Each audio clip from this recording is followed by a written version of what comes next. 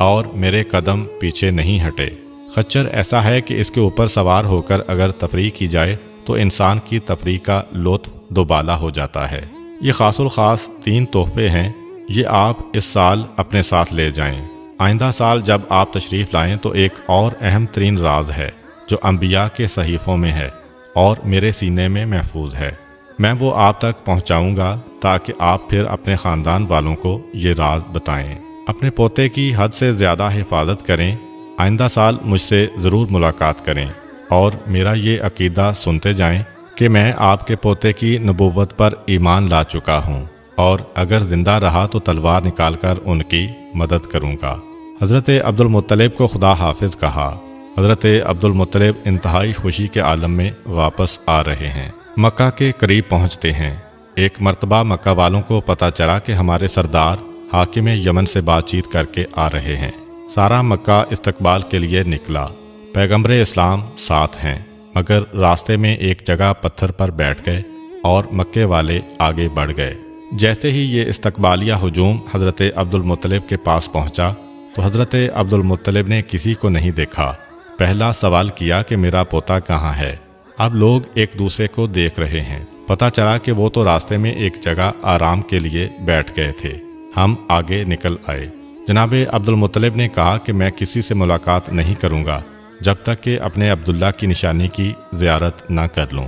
سب کو ہٹا کر آگے بڑھے اور خود پیغمبر اسلام کے پاس پہنچے۔ کہا کہ یہ 3 تحفے میں تمہارے لیے لایا ہوں۔ پیغمبر اسلام نے انتہائی خوشی کے ساتھ ان تحفوں کو قبول کیا۔ حاکم یمن کو دعا دی اور اس کے بعد ساری زندگی یہ تحفے پیغمبر کے ساتھ ساتھ رہے۔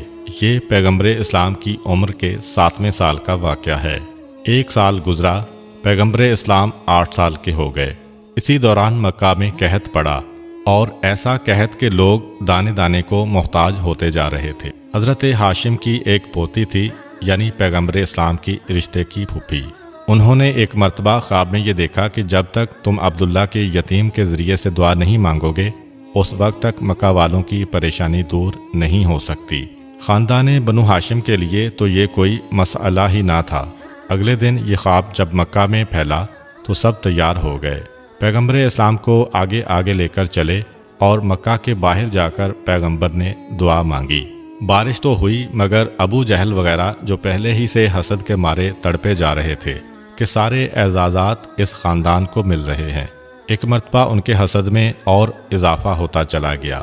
8ویں سال میں پیغمبر اسلام کو ایک اور صدمہ برداشت کرنا پڑا۔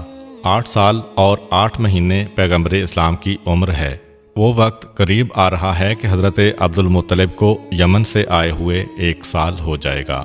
واپس جانا چاہتے ہیں مگر پروردگار عالم غالباً اس راز کو راز ہی رکھنا چاہتا ہے۔ خدا جانے حاکم یمن کیا بات کہنا چاہتا تھا، کیونکہ اس سے پہلے کہ حضرت عبد المطلب یمن جاتے حضرت عبد المطلب بیمار پڑے اور مکہ میں ہی آخری وقت آ گیا۔ حضرت عبد المطلب کی حالت بگڑتی جا رہی تھی، یہاں تک کہ خاندان کے لوگوں نے طے کیا کہ حضرت عبد المطلب کو خانہ خدا کے قریب منتقل کیا جائے۔ چنانچہ جناب عبد المطلب کو خانہ خدا کے قریب لایا گیا اور ان کے لیے ایک مسند کو بچھایا گیا۔ حضرت عبد المطلب کو اس پر لٹا دیا گیا۔ خانہ خدا کے دروازے کے قریب حضرت عبد المطلب انتہائی بے چینی سے چاروں طرف دیکھ رہے ہیں، جیسے کسی کو تلاش کر رہے ہوں۔ پیغمبر اسلام بھی پیچھے پیچھے آ رہے تھے۔ جب یہاں پہنچے تو سیدھا آگے بڑھ کر اس مسند پر قدم رکھا۔ ابو لہب جو رسول خدا کا چچا تھا، اس نے سوچا کہ موقع غنیمت ہے، آگے بڑھ کر پیغمبر اسلام کو روکا۔ حضرت عبد المطلب جو غشی کی حالت میں ہیں، ایک مرتبہ آنکھیں کھولیں، چاروں طرف دیکھا، ایسا لگا کہ کسی کو ڈھونڈ رہے ہیں۔ کسی نے سوال کیا کہ آپ کس کو تلاش کر رہے ہیں؟ جواب نہ دیا۔ پھر چاروں طرف دیکھا، نگاہ پڑ گئی کہ میرا پوتا آگے آ رہا ہے اور ابو لہب راستہ روک رہا ہے۔ اگرچہ بے ہوشی کے قریب ہیں، زبان حرکت نہیں کر رہی، مگر اس وقت بھی جلال آ گیا اور انتہائی سختی کے ساتھ ابو لہب کو ڈانٹ کر کہا کہ خبردار، آئندہ میرے بیٹے عبداللہ کی اس نشانی کے کسی کام میں دخل نہ دینا۔ سارا مکہ جناب عبد المطلب کو دیکھنے آیا ہوا تھا۔ ابو لہب نے اپنی توہین محسوس کی، مگر کیا کر سکتا تھا، مجبوراً پیچھے ہٹنا پڑا۔